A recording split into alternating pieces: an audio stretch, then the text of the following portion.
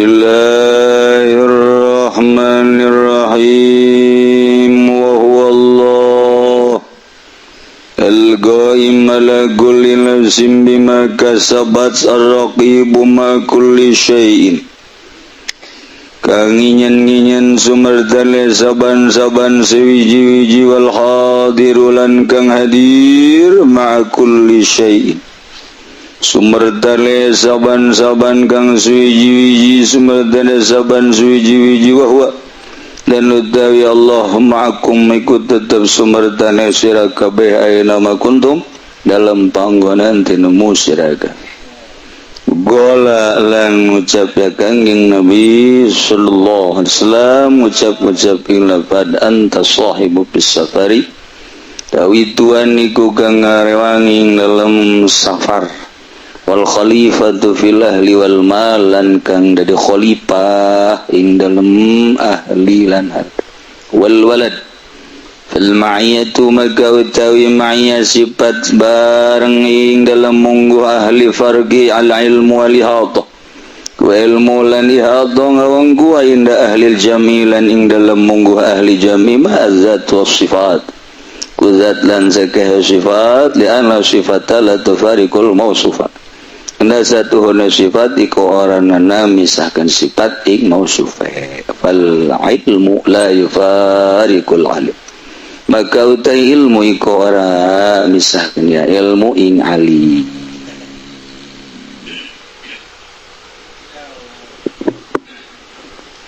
Cerita nyuksruk tentang sifat barengna Allah jeung urang dipaksa-paksa ge ari encan waktuna hese dijelas-jelaskeun ge tetep bae hese sebab ieu mah endek mindahkeun rasa tina rasa budak pindah ka rasa dewasa tirasa dewasa pindah ka rasa tua tirasa tua pindah ka modar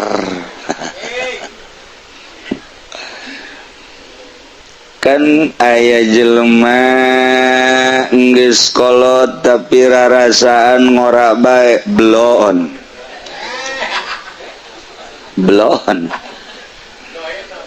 jadi eta tidak tahu diri ngaran padahal manyana teh pejabat tapi teu boga rasa pejabat rarasaan teh preman blon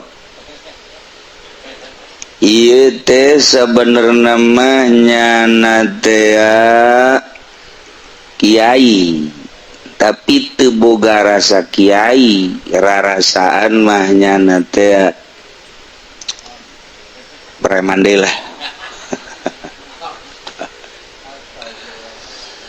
atawa nu lain kiai berubah boga perasaan kiai nu lain polisi boga perasaan polisi nu lain abri boga perasaan abri terkutuk ya nu lain kiai ngarasa jadi kiai nu lain wali ngarasa wali blon jeung kanyahoan bae wajen kukumaha ge kuanyahoan kajen teuing nyana ngaku wali ngaku noreka tapi loba larangan-larangan nu nyana ditabrak kanyahoan bae ta ieu mah deuk mindahkeun rasa kebel-kebel lamun diuli dibere ku Allah pangkat karasulan teu bisa dikasab pangkat kanabian teu bisa dikasab tapi pangkat kawalian mah bisa dikasab urang mun hayang jadi wali bisa kawin heula oga anak awewe nikahkeun jadi wali mujbir.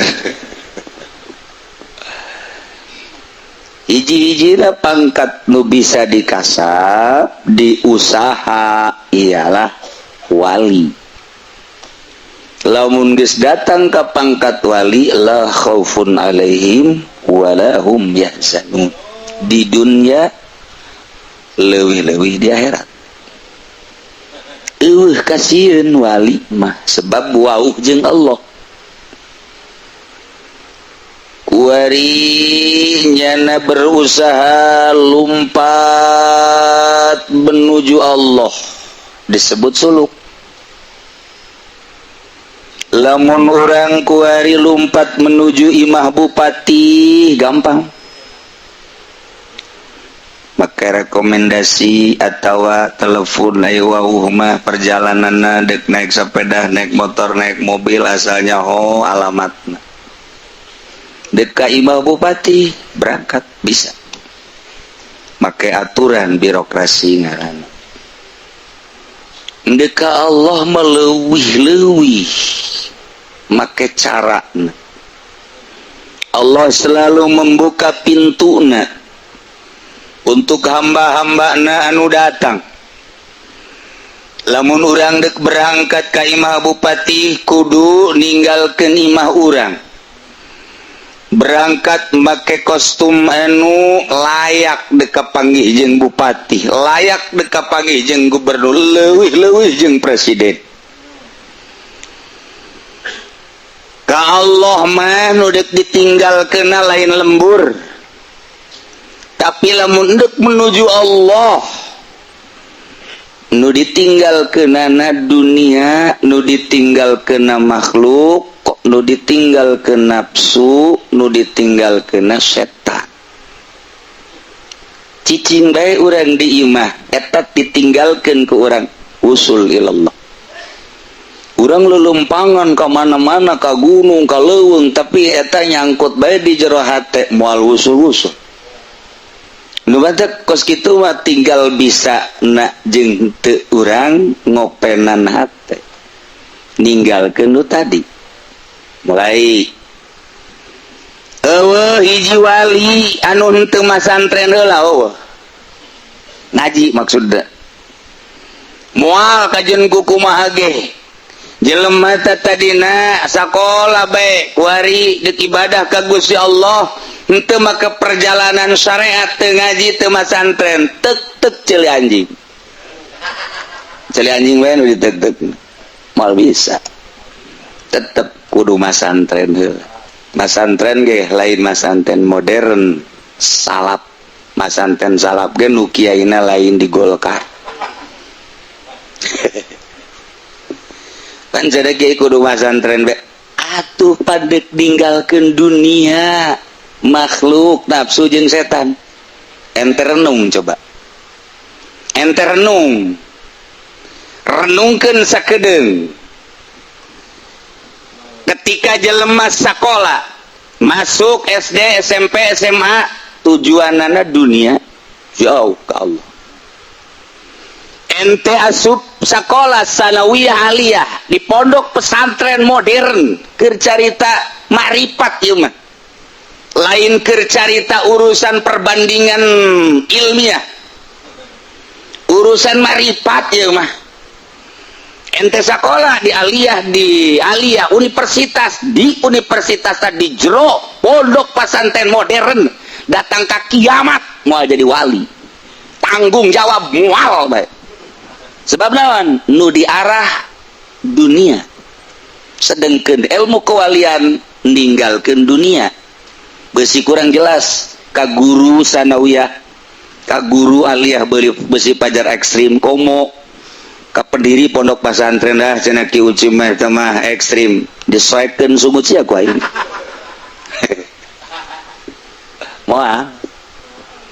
moal jasa komo tah mah SMA kuliah di Trisakti di UGM di IPB geus moal jadi wali jasa cak aing moal kumaha lamun hajunya bisa lain dari masalah pasti ngaji berarti kudu kembali ke salaf tetep baik didinya pusat ilmu kewalian wal bisa desa kal cenah aya nu tadina keluaran Al Azhar aja jadi wali berarti nyana maka ilmu salaf henteu menuntut kemungkinan nu tadina kuliah ki mufasir kita tadina kuliah dihukum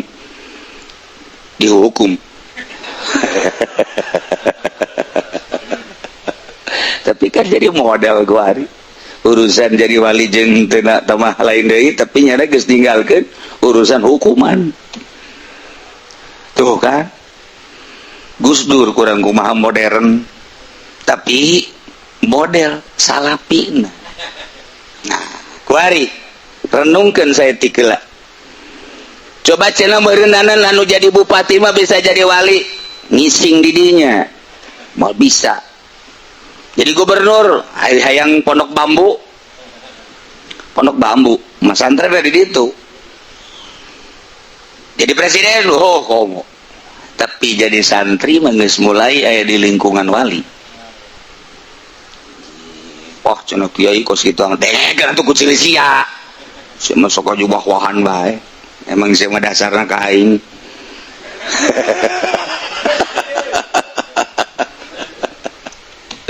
keur gaji ilmu kawalian ekstrim segala mantak loba nu teu sanggup boro-boro ngalaksanakeun ngaji na bae teu sanggup ieu ge geus sabaraha ieu nu malundur ti majelis ieu aya nu cenah teu kieu menyareekanan aing bae momal ngaji aya nu kitu aya nu kajen mah cenah jarekan aja hayang nyoba teh aya nu ka situ aya nu kajen mah asal hadir bae lah cenah ngadengikeun aya nu kitu aing ngalaksanakeun mah marwali ese gua gitu ieu bahasanya hobe heula asalnya ho seseorang mas santren dianterkeun ku bapakna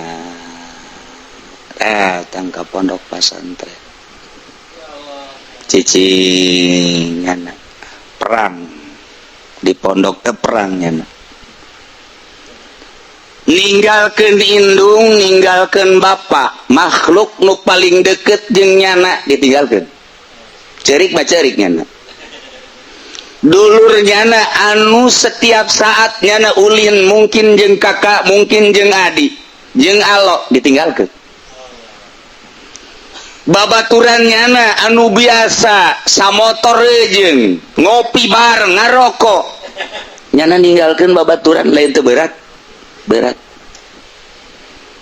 kuari ninggalkeun pendidikan di luar ngaji tinggalkeun kabeh kampung halaman ditinggalkeun ku jana cicing di pondok pesantren geus sabaraha nu ditinggalkeun indung bapak adik kakak mamang ua tinggalkeun kabeh ku jana ande tolan babaturan kabeh kampung halaman tempat kelahiran ditinggalkeun tanya nek naon mana eta ninggalkeun eta ngaji ilmu Allah mulai raruntuh cenah sakola ge sarua ka Jogja ninggalkeun indung bapak ninggalkeun babaturan dan lain sebagainya motifna beda sia ka Jogja geus naon sakola aing maksudnya sakola dunia akan ditunai ngajai di bupati gubernur minimal ya tukang korupsi lah ini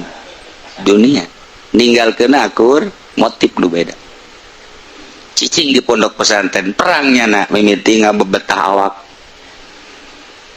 masak kudu sorangan nyeseuh kudu sorangan mantap di pondok pesantren anu ditampung cara pondok pesantren modern aya kantin dan lain sebagainya jauh ka jadi wali henteu jore ieu teh urusan pondok pesantren modern teh teu jore yang nuntut ilmu mah ngejar ilmiah atuh bisa bae tapi untuk jadi wali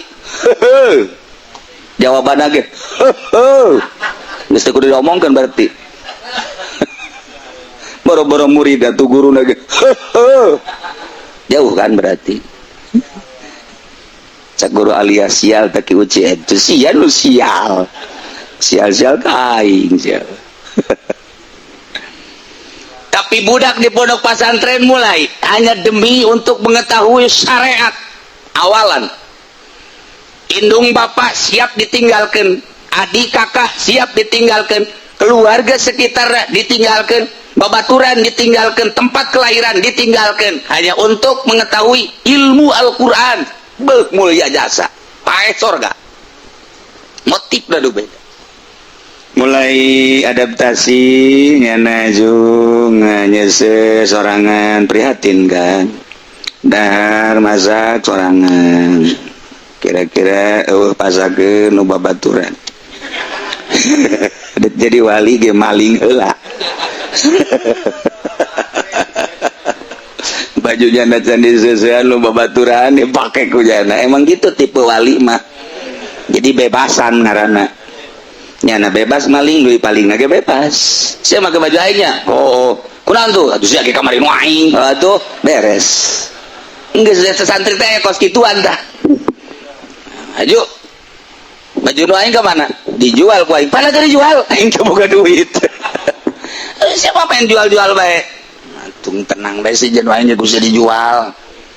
Iya, aing mah lain ngajual, ojol jeung duit atuh. Oh, masalah. Eta hirup santri teh kos kitu.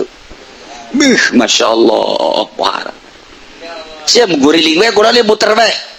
Aing ngeudeun rokok tapi eueuh ku aing. Sial. Bebeja tuh. Aing teh kapuyeng ngan rokok jasa diteuneun di jandela. Atuh sugan teh mah moal dirokok ku sia. Goblok sia. Ngan sakitu doang geus beres. Paling ge diancam deh, awas ya gara meuli cap paling deui sia ku aing. Man palanga pulinga. Selalu aja lu paling deui gue. Eta kan sakur hiburan naon santri mah eta hiburan. Asup hati atuh teu. Sia kunaon sih cicing ditukangeun aing we? Aing aya ngasaan rokok. Sering sapotong jeung aing. Iya salah sih henteu geura sia bae heula dah. Panteungeun henteu ngarokok di tungguan gitu mah. Atuh teu geuna jangan ngarokok manungeunna maksud sada Habib Rojak sud begitu. Ai di tungguan kos kitu mah teu geuna bangun bae. Lantaran nya geus kita pe ya tuh ya. Geus sapat. Geus beres. Sapotong siring sapotong rokok. Santri eta kos kitu. Pokoknya mah hese jaritakeun kahirupan santri mah loba nu bingung. Nah, guys. Kueri mulai ngaji amil jurumiyah tanya. Sia maksudna ieu ngaji hayang ijazah. Ijazah di mana? Kiai da gitu bogaeun. Ijazah di mana? Nu mere ijazah atuh ti Gusti bae mah. Mulai. Tujuan geus mulia jasa. Tadina mah rada aya salah hayang jadi kiai, hayang jadi ustad, tapi setelah kiai ngabahas dina pengajian ikhlas, oh ternyata ulah yang jadi usada yang jadi kiai kos itu mah kumaha Allah pengkolkeun.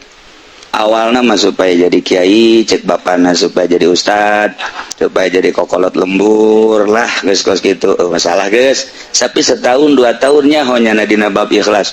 Ulain kitu horeng mas santren mengaji be, adapun nu ngajadikeun kikituan mah teh mah kumaha Gusti lempeng geus.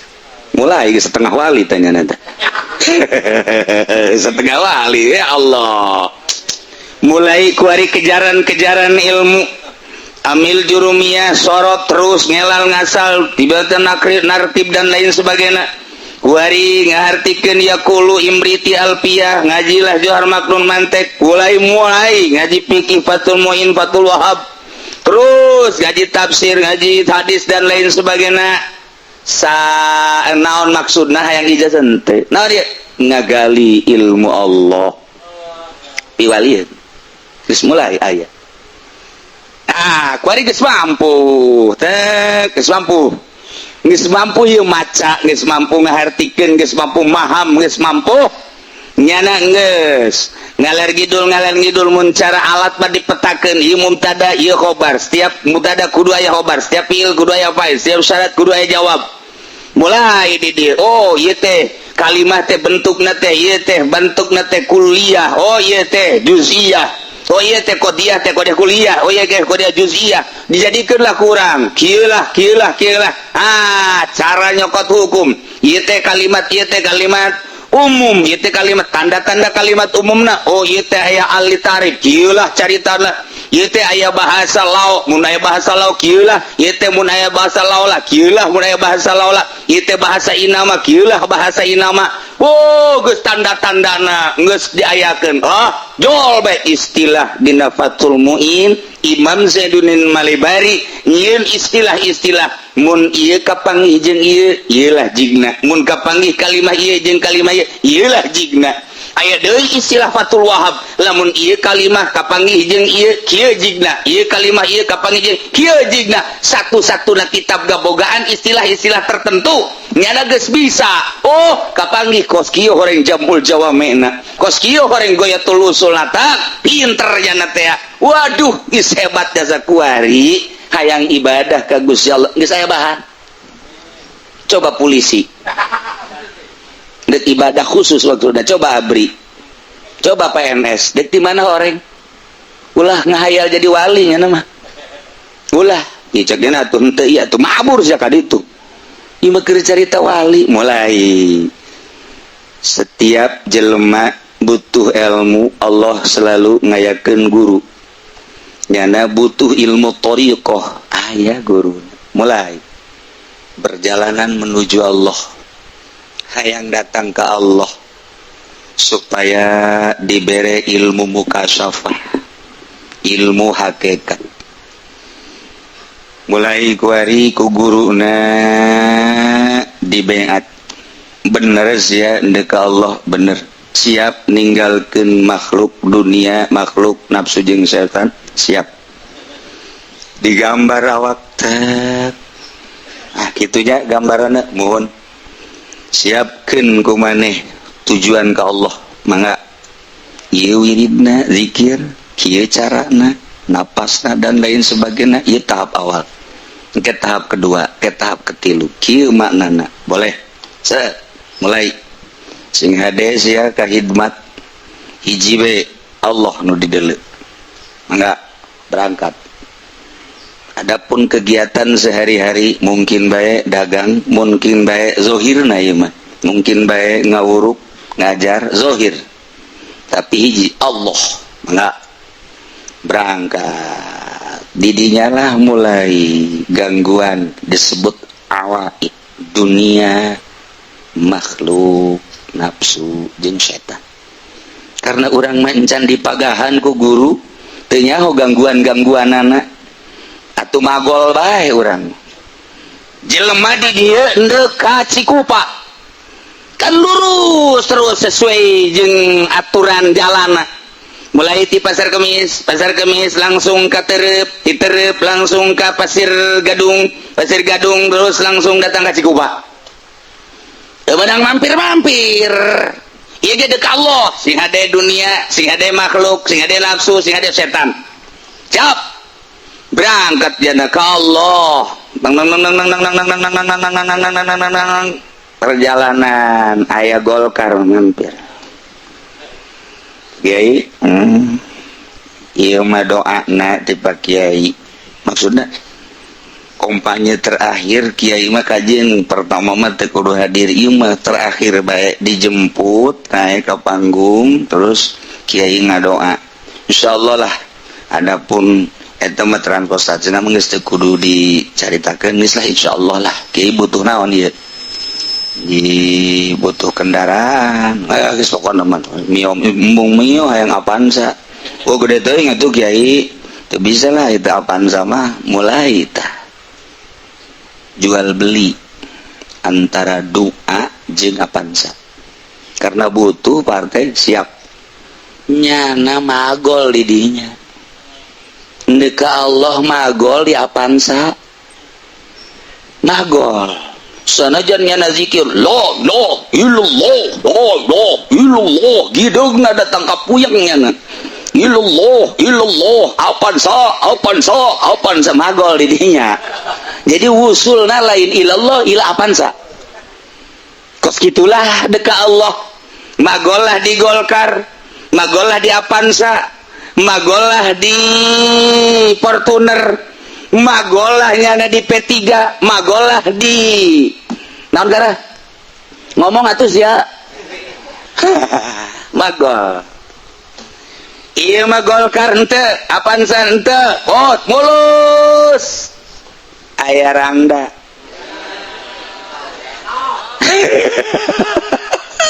Jahe. Nggak SMS nggak jalan. Masya Allah, kula mah pokoknya mah kieu bae Kiai. Nu penting kula mah dikawin bae karena aya anak ya yatim teman dek digilir nama terserah Kiai. Dek saminggu sakali, dek sabulan sakali kula mah ridho.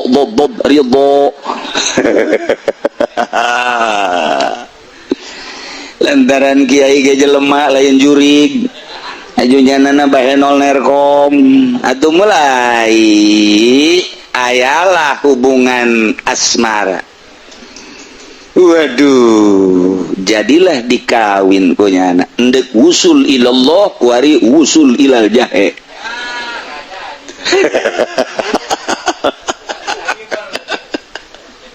Iya gangguan karena tuh, ya. Jadi gangguan dek Allah teh mungkin baik ku baju, mungkin baik ku sepeda, mungkin baik ku motor, cerita dunia. Mungkin baik ku mobil, kuari makhluk, mungkin baik di jero hati teh aya pamajikan, mungkin baik di jero hati aya anak, mungkin baik di jero hati teh aya jaringan-jaringan organisasi, jaringan-jaringan partai, tokoh organisasi dan lain sebagainya. Iyalah mampir di dinya nyana. Mal wusul ilallah. Hese lain hese deui. Mulai kuari nafsu, kade nafsu. Urang salat. Urang kudu boga pikiran hawa nafsu. Kade salat ku hawa ku nafsu atau ikhlas selalu. Jilain pagawean atah dek jadi wali teh. Mulai zikir hawa nafsu apa ente? Ku nafsu talain sia zikir. Berangkat orang silaturahmi hawa nafsu lain. Berangkat orang ngariung hawa nafsu lain. Ngaji hawa nafsu lain. Lamun orang hawa nafsu dunia geus henteu tadi makhluk geus henteu kuari ku hawa nafsu. Ujub di zina bakalna jeung aya ria. Awas sing ada tah. Nah ieu kuari urang merangan hawa nafsu. Mundahar hawa nafsu lain. Selalu terus ditafakuran ku urang. Urang dek berangkat ka mana hawa nafsu lain. Dek dahar hawa nafsu ta lain, dek sare hawa nafsu ta lain. Wah, terus-terusan ketika orang ngedeng dina anggal, ieu make anggal ku nafsu ta lain. Ketika orang di kasur ku nafsu ta lain. Wah, Masya Allah. Atuh lain lalaga, lain jadi wali babari mah atuh sia jadi wali kabeh. Hese gasa. Masya Allah. Minum, ketika orang minum ieu ku nafsu apa lain? Ya Allah ya Rabbi. Urang mapan anggal teh cukup hiji. Anggal hiji pedek teh 2, 3. Yang disuku hiji, dicangkeng hiji. Budak. Raja kuang-kuang mah eta mah. Nafsu. Iyalah. Mulai setan ngagoda. Urang teu nyaho ieu teh setan mana lain. Ketika orang nus belajar bakal jaho ieu setan ieu lain ieu setan ieu lain gangguan nu aya ka urang dibere nyaho urang ku Gusti Allah karena sesuai jeung tujuan urang ka Allah. Nah urang berangkat dicicing bae di imah tetapi nu ditinggalkeun leuwih berat tibatan urang dekat Cikupa tibatan urang dekat Bandung. Urang dekat Bandung mah teu meunang mampir-mampir gampang. Geus bae langsung ke Bandung, tetapi ketika dekat Allah, Masya Allah Karim, ulah aya di jero hate dunia, makhluk. Ngemantak lamun aya jelema norekat suluk boga HP. Jawabanna pokoknya asal kiai boga HP. Wah, cenah kiai mah nya. Kitu bae pokokna. Sebab HP mah jaringan makhluk. Sedangkan orang titah keluar tina jaringan makhluk. Hiji be Allah. Dia tuh kumaha, nah lamun geus bahasa kumaha, kapan ka ditu na teu meunang ayeuna kaefa? Tidak boleh. Allah. Atuh kitu mah hese, geus sia ulah ngomong jadi wali atuh. Geus jadi juri atuh sia mah. Hese lain hese di asal jelema kiai boga HP geus jauh ka jadi wali. Ieu cenah teh kiai mah teu maksud jadi wali. Aing mah keur carita dek jadi wali, goblok meureun sia mah. ye Aisyah tuh ulah sok aju totololan. Ieu mah keur carita deuk jadi wali. Ulah sok aju cenah kula mah teu maksudnya jadi wali atuh geus itu maksud mah atuh sia. Geus atuh bisa perlu boga sarung HP atuh sia. Wah si ieu babut endek aju boga HP. Eueuh ti ditu. Mun kiai basi kana boga HP dek usul ilallah bohong. Tama bohongna dia TK nol besar tama. Al bisa. Kajentingnya na mama, kajentingnya na buya, kajenting udang-udangna bila perlu sagede godag geus. Nyawa sia godag. Bupang gede-gede na bakul karena godag. Tetep moal jadi wali, kajen zikir muter bae moal. Sebab naon? Ieu tah ulah mampir. Deuk Allah teu meunang mampir di HP, teu meunang mampir di TV, teu meunang mampir di dunia, teu meunang mampir di cenah ieu mah bisa aing mah kos kitu mah ngan syukur zahir atuh ku sia ku bahasia atuh sia zahir we ulah sok ngabohongan diri sia. Kula mah cenah boga HP ge ieu maksudna ngan syukur zahir urang batin mah henteu. Atuh Allah sia bisa mah ngan sia ulah ngabohong. Atuh jadi wali babari babari jelema jadi wali. Badak ilmu kawalian ge aya guru da mikeun ka saha ieu nu endek nu siap mikeun ka sa guruna mah geus siap mere guruna geus siap mere jasa aya jasa guruna nganu endek diberena saha titah ulah boga HP bae geus teu kuateun titah ulah geus teu kuat masyaallah. Nah guari usul ilallah teh hese lantaran teu meunang magol. Ketika aya jelema nu sugih urang ngahormatkeun kana kasugihanana magol di dinya. Ketika aya polisi, aya pejabat, kemudian urang cinta kana jabatanana magol di dinya. Ketika urang aya dina jaringan urang cinta kana jaringan eta lantaran aya kamangpaatan magol di dinya. Ketika orang asup ka partai magol di partai moal usul ilallah kuari dibersihan dunia terus eueuh nu dipake akhrij hubad dunya min qalbika fa inilah ajma hubbi wa hubad dunya bi qalbin wahid. Selama jelema cinta kana dunia cinta ka Allah bohong. Selama jelema aya anu nyangkrung di dina hate makhluk cinta Allah bohong. Selama nyana bergerak sesuai jeung nafsuna cinta Allah bohong. Ngan kabeh kan kos itu ngaranna keur suluk berarti kudu perang mujahadah disebutna merangan nafsu riyadhah. Jadi kudu di riyadhahan mantap loba ka Cirebon riyadhah balik ti ditu ngahikmat lain riyadhah eta mah riyadhah jurig. Riyadhah cenah di ditu di mana di Cirebon uluh di Jawa Tengah di Jawa Timur weh eta mah riyadhah hikmat mah ngajauhan ka Allah. Hikmat mah ngajauhan ka Allah lain hikmat asli. Nah ieu teh mulai nyingrai terus lalaunan tergantung kecerdasanana.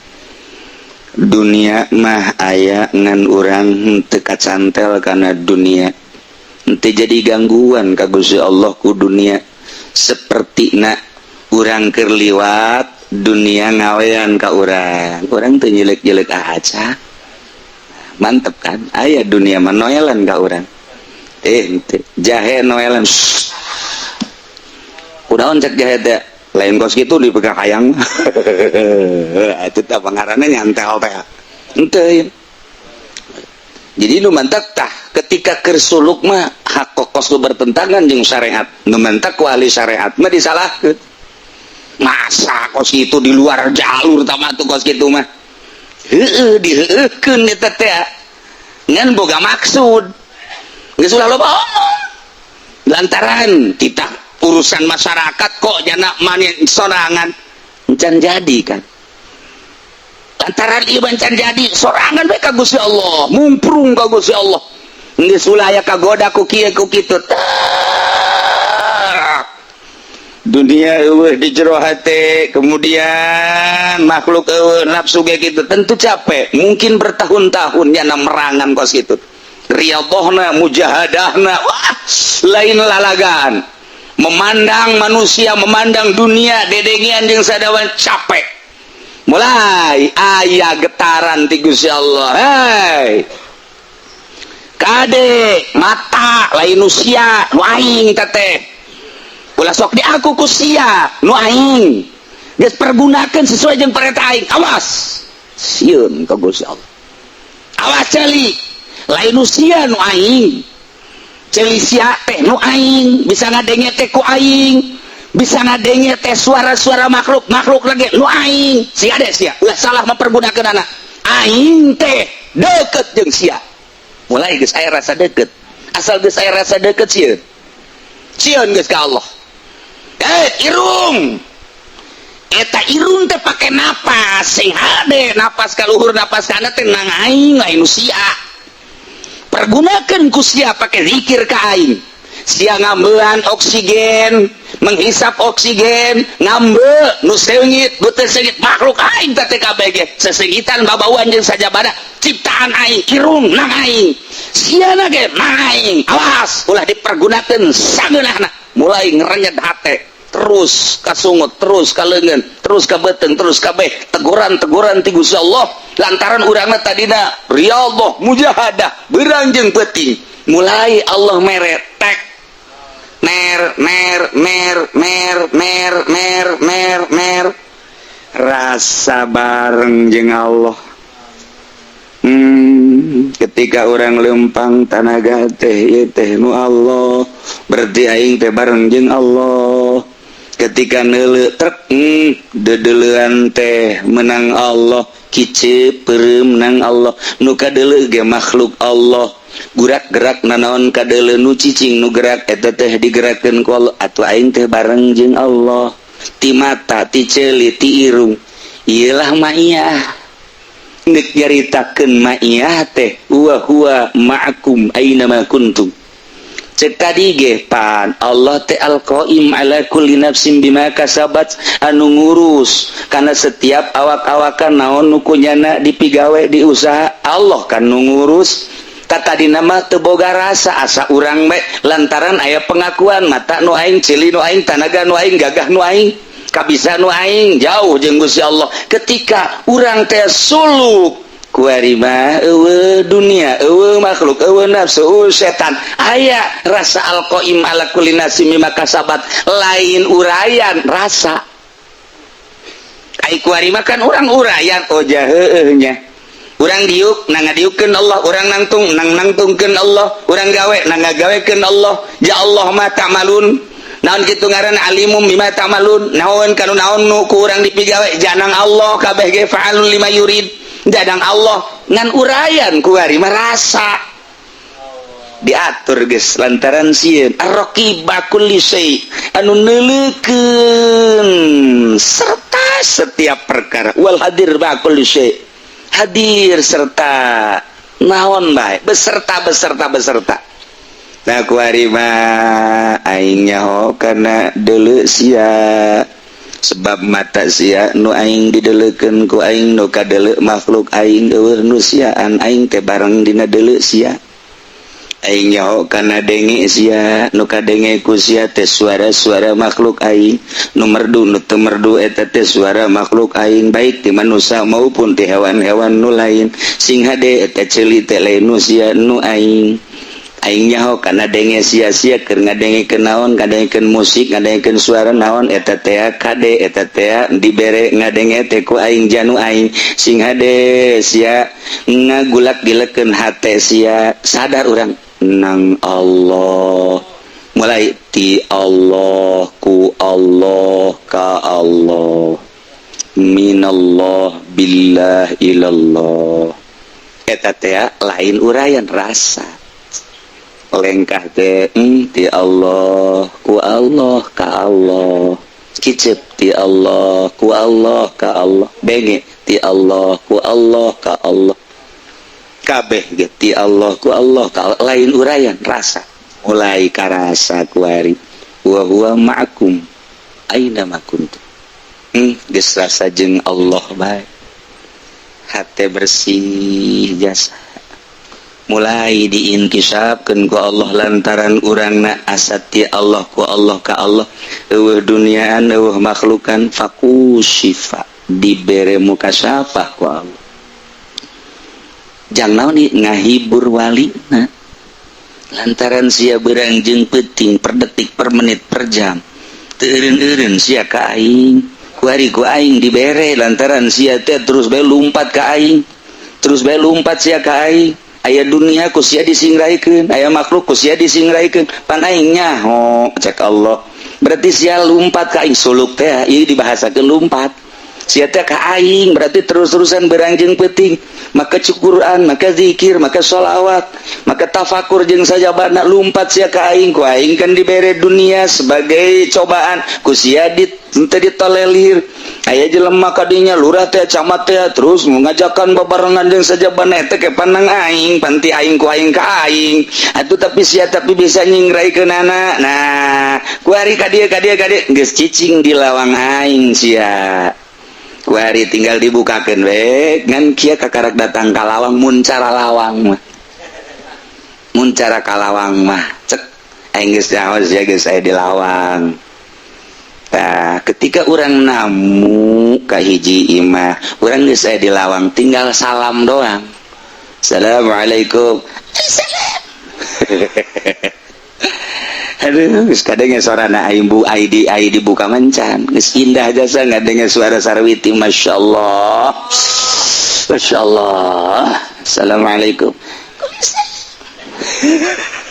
Aduh, sebet, padahal di jalan teu dahar.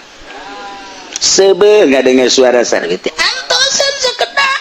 Aduh, abdi bade bersolek heula. Waduh, masya Allah. Ya karim, indah jasa. Tekebel kontrak. Dibuka lawang lah. Mangga calik, ya Allah, ya Rabbi.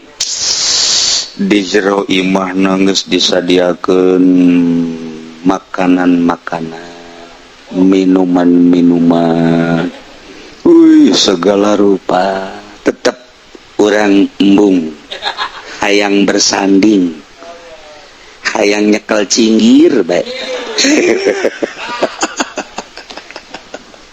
Eta jeruk eueuh nanaonan, anggur eueuh nanaonan, sagala rupa si imah eueuh nanaonan, teu hayang sebab tadi lagi teh dimaksud, nu dimaksud nage nyana, nyaos sia nyana. Ige sarua geus datang, tatetek di pintu Allah. Tinggal dibukakeun bae lawang teh di muka syapakeun ku Gusti Allah teh hayang Gusti abdi teh naonna di muka syapakeun dibere karomah teh hayang Gusti atuh abdi naonan make jeung dibere karomah ai kitu si hayangna ka Gusti abdi mah tuh kan beda jeung ilmu cisoka mah wirid dia ku sia ayo geura oh tak coba make pesok tuh kan hebat kan. Eta kan istidraj ngaranna wali teu hayang ketika dibere muka sapa Gusti teu hayang sanes eta mah sudah abdi mah urang mah pan kuari hayang di muka sapakeun hayang amat Gusti urang mah jauh hijab teh antara urang jeung Allah dibere karomah ih abdi Gusti mah teu boro-boro karomah jeung muka sapa andai kata Gusti mere sorga ge mah jam teu hayang. Ai kitu sih hayang naon cek Gusti pan ieu sorga tah embung abdi mah embung hayang naon hayang nu nyieun sorga masyaallah eta ge disuguhan ku Sarwiti naon ieu ieu teh kue cincin teu hayang ieu bolong hayang lain bolong we eta hayang bolong nu itu ya Allah ya Rabbi teu hayang dibere kue dibere bolu embung Sarwiti teh diicip-icip kurang naha cek Sarwiti naha teh cek Sarwiti ya hayang nu nyieunna ieu mah lah kos kitu mah lumrah henteu memeh ka nu nyieunna hormati heula aya soal penghormatan mangga atuh toel ku urang bolu kue cincin ieu ge sarua muka sapah ke penghormatan ti Gusti saresna teu hayang abdi Teu hayang di muka sorangan penghormatan, kurang bersyukur ka Gusti Allah. Sekedar penghormatan ti Gusti Allah, teu maksud muka sapa, teu maksud karomah, teu maksud surga, hiji Allah. Nah, al-qaim ala kulli nafsin bima kasabat, ar-raqib ma kulli syai'in wal hadir ma kulli syai' wa huwa ma'akum aina boga rasa kuari. Asa bareng we jeung Allah. Teu bisa dicaritakeun tama sebab perasaan moal bisa diuraikan kajen dibukukeun ku kumaha ge moal bisa. Kok Imam Ghazali ngabukukeun pengalamannya na abeh ditiru ku nu endeup. Kok Imam Qushairi ngabukukeun nyana supaya nu endeup bisa nurutan. Kok Tuan Abdul Qadir ngabukukeun abeh nu endeup sok geura kos kieu lah. Perjalanan ilmu Allah kawalian kieu ye siala menuturkeun dibukukeun ku nyana carana kieu bakal datang carana kieu bakal datang eta mangan sakadar ngabukukeun teh abeh nu endek bisa nuturkeun sakitu doang. Adapun nu ngajadikeun tetep Gusti Allah ieu mah sakadar perjalanan tuh jadilah Minhajul Abidin tuh jadilah Ihya tuh jadilah Hikam Syai'atullah beusi endek tuturkeun ku maneh. Adapun nu ngajadikeun Gusti Allah maka amanat kabeh ge boga guru teu bisa teu boga guru wallahu a'lam bishawab.